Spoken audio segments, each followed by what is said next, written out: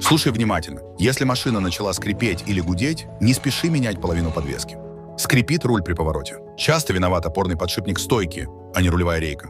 Скрип на лежачем полицейском. Проверь втулки стабилизатора. Гул на скорости. И чем быстрее едешь, тем громче. Скорее всего, это ступичный подшипник.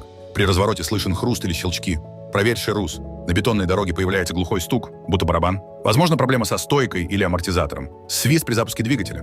Часто это ремень. Его нужно подтянуть или заменить. Скрипят тормоза. Иногда достаточно несколько раз аккуратно притормозить на безопасной площадке, чтобы убрать налет с колодок. Главное сначала найти источник звука, а не соглашаться на дорогой ремонт вслепую. Сохрани. Это поможет не переплатить в сервисе.